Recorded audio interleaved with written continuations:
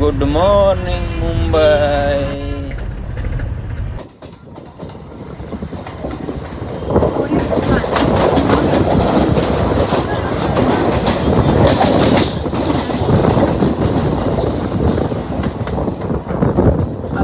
ભાઈ અમે મુંબઈમાં આવ્યા છીએ. હવે મોટામાં મોટી રહીને હાઈકોર્ટ કોઈ ન ખબર હોય કહી દો. આ જો ચર્ચ ગેટ પાસે આવેલી છે મોટામાં મોટી જે મુંબઈની કોર્ટ કેસ છે ને એવું આવડી આ છે. જોઈજો આ લોકેશન છે. લાસ્ટ સ્ટોપ આવે છે રેલવેનું એની સામે તે ચર્ચ ગેટ. અને છે ને હવે અમે જવાનું છે અંડરગ્રાઉન્ડ માર્કેટમાં.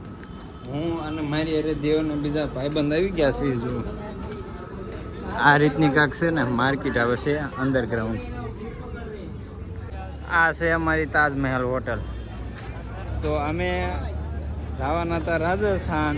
રાજસ્થાન ન ગયા અને આયા અમે જો આ તાજમહેલ હોટલ જોવા. મને તો એવી વાતો કરતા હતા કે તાજમહેલ હોટલ પણ આ જો બધા ભૂરિયા આવે, પણ અહીંયા મને એક ભૂરિયા દેખાણા જ નહીં. જુઓ આવું છે. આ બધા માણસો ખોટું બોલે છે કે આ જો મુંબઈમાં નકરા ભૂરિયા હોય. આમાં તમને ક્યાંય દેખાશે? મને તો એકેય ભૂરિયો નથી દેખાણો અત્યાર સુધીમાં. તો ગાજ અમે છે ને હવે તો આજ તો બપોરના ચડી ગયા છે. હવે રખડી રખડીને થાકી ગયા છીએ અને ગોતવીએ છીએ કંઈક હવે કંઈક જમવાનું મળી જાય તો જો આની બસો જુઓ તમે, આની ટેક્સી જુઓ બધી. આવું કાંક છે અહીં કણે મુંબઈની બજાર. જો અહીં આ બધું તમને ટેક્સી આ રીતને જોવા મળશે અહીં કણે મુંબઈમાં. જો ભાઈ અમે મુંબઈમાં આવ્યા ને તો મુંબઈમાં પણ એવી જગ્યા છે. જો આ કાંક મંદિર છે. જોયું અહીં કણે લાઈન લાગી છે.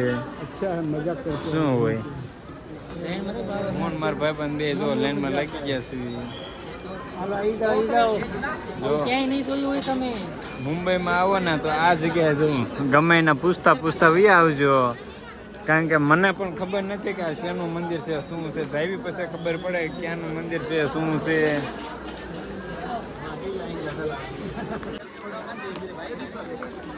જો ભાઈ આ રીતનું કાંઈક મંદિર છે અહીંયા કણે.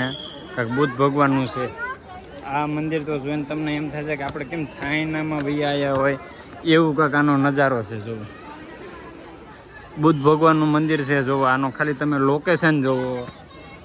આ મુંબઈ આવ્યા હોય ને તો આ તમારે એમ તમને એમ થવું જોઈએ કે આ જગ્યાએ ક્યાં ને તમે ચાઇનામાં ગયા ને એવું લાગે. જો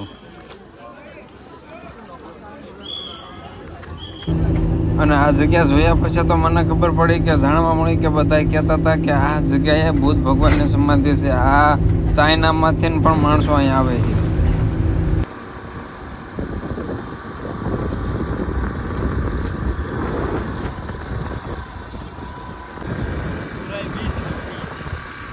ये गोराई बीच आप देख लो, नज़ारा देखो, कितने कितने लोग गाड़ी कहाँ कहाँ लेके चले गए.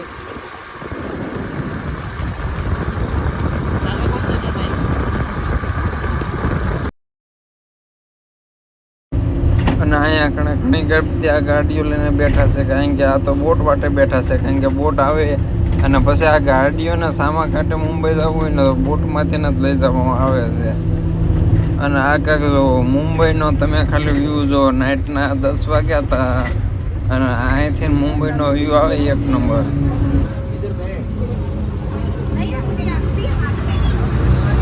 અને સ્ટીમરની હુડિયામાં આ ગાડીઓ પણ ભરાઈ ગઈ છે. આની ટિકિટ લેવામાં આવે છે. આની ટિકિટ છે 5 રૂપિયા. જો આ રીતના કાંઈક બધી પબ્લિક આવે છે. એક મિનિટ ટાઈમ થઈ ગયો તો ગુડ બાય કહેવાનું મુંબઈને. તો મળીએ નેક્સ્ટ બ્લોગમાં.